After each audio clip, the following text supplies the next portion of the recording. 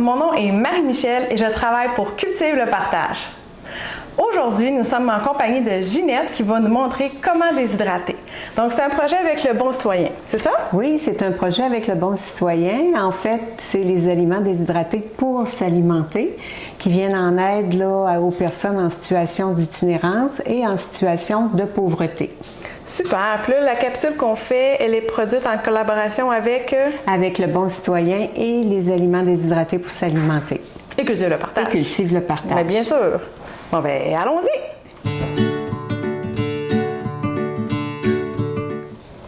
Donc, le projet Les aliments déshydratés pour s'alimenter, c'est un projet qui consiste à créer des repas individuels déshydratés que les personnes qui sont en itinérance ont seulement à rajouter de l'eau bouillante dedans pour en faire un repas complet. C'est bien ça? C'est bien ça.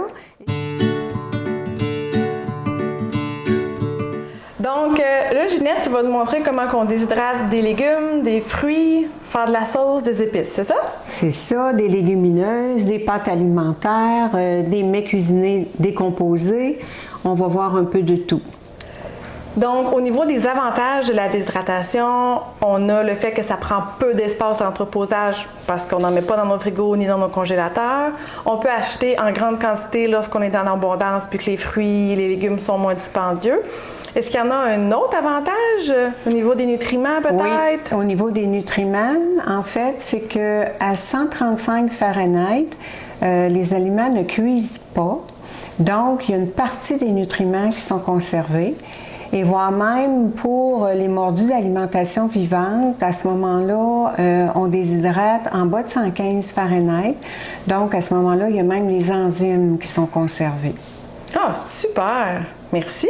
Ça fait plaisir!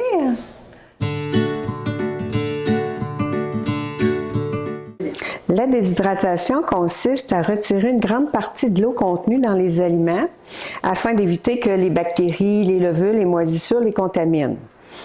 Donc, en plus, c'est que la déshydratation concentre les nutriments, ce qui explique pourquoi les légumes séchés sont plus denses en énergie et sont plus goûteux aussi.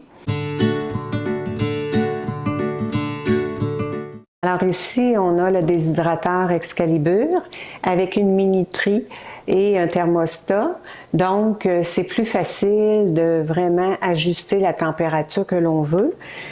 Le déshydrateur est muni de petites feuilles en nylon. Vous pouvez aussi avoir des feuilles en paraflex si vous avez un aliment qui est plus liquide.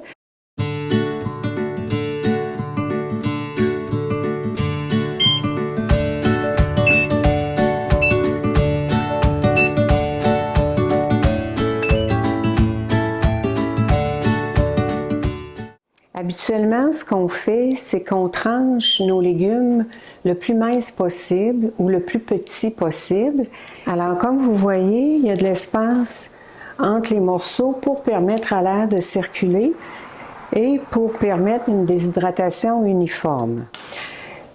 Alors, pour les légumes en feuilles, vous avez seulement qu'à les placer sur votre plateau. Vous déchiquetez un peu les feuilles et vous les étendez. Vous pouvez même en mettre quand même une bonne épaisseur parce que vous allez voir qu'une fois déshydraté, ça devient en petits morceaux qu'on déchiquette comme ça.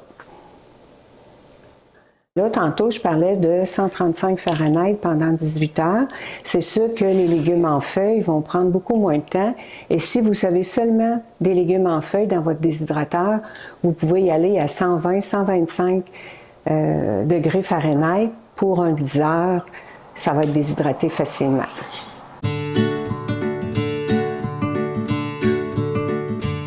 Parce qu'une fois déshydratés, les légumes vont être quand même assez dur à réhydrater. Il va rester un petit croustillant.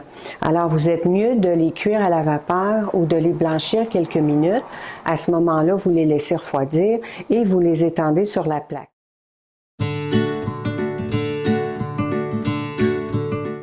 Les tomates sont gorgées d'eau. Donc, il s'agit de couper les tranches très minces ou de faire des petits cubes. La déshydratation se fait quand même sur une longue période qui peut varier de 18, 20, 22 heures. Vous pouvez étaler vos tomates sur la même plaque que les autres légumes. Après 18 heures, vous retirez les autres légumes et vous laissez vos tomates pour quelques heures supplémentaires. Une autre variante avec les tomates, c'est tout simplement de se faire une sauce à spaghetti, une sauce tomate, une sauce marinara avec de la viande ou tout simplement avec du PVT, du tofu et venir l'étendre sur notre plaque pour la déshydratation. Il s'agira par contre d'avoir une feuille en silicone plus épaisse, un tapis en silicone pour éviter que la sauce coule dans le fond du déshydrateur. Donc, vous pouvez les déchiqueter en morceaux ou bien tout simplement les réduire en poudre que vous conservez dans un bocal et que vous assaisonnez soit vos soupes, vos ragoûts, vos sauces.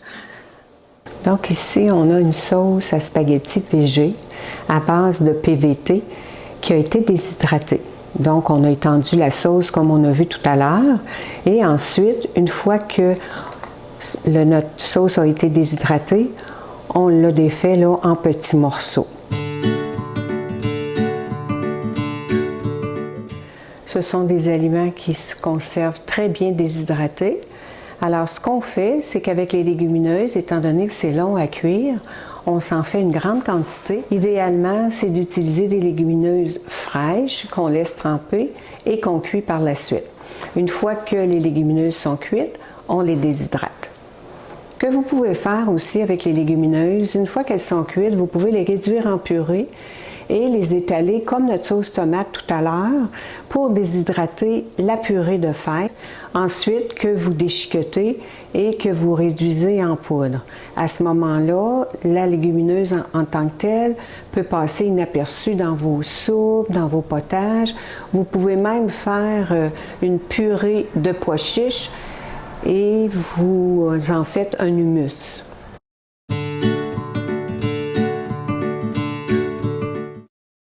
Au niveau des fruits, les fruits sont gorgés d'eau, donc il se pourrait que ça soit plus long là, à déshydrater. Ça peut aller de 20 à 22 heures.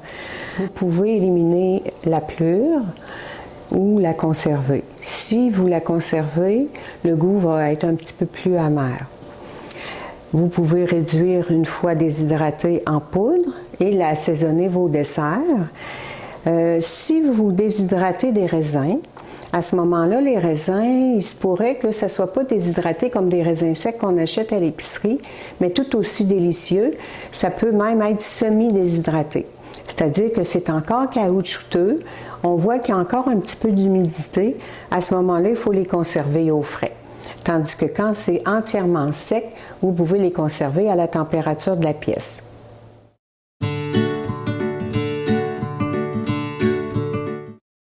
Ce qu'on fait, c'est qu'on fait bouillir de l'eau et on ajoute notre repas dans l'eau bouillante. Pour la réhydratation des légumes, on peut aussi l'ajouter à la fin de la cuisson de notre soupe, que ce soit en fines herbes, que ce soit en poudre, que ce soit entier. Nos légumes se rajoutent 15 minutes avant la fin de la cuisson et pour réhydrater les légumes, à ce moment-là, c'est suffisant.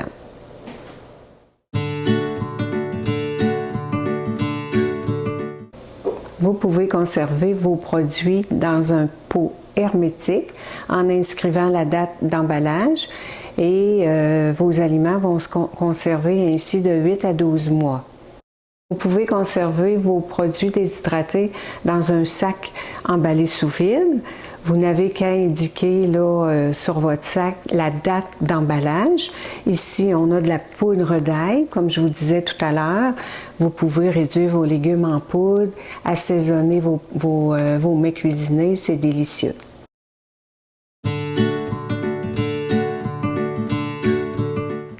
Donc, pour approfondir l'information donnée par Ginette aujourd'hui, vous pouvez aller télécharger le document de notes qu'elle a monté. Vous allez aussi trouver à l'intérieur quelques recettes. On y parle de cuire de fruits aussi pour pouvoir faire les fameux rouleaux aux fruits que les enfants aiment.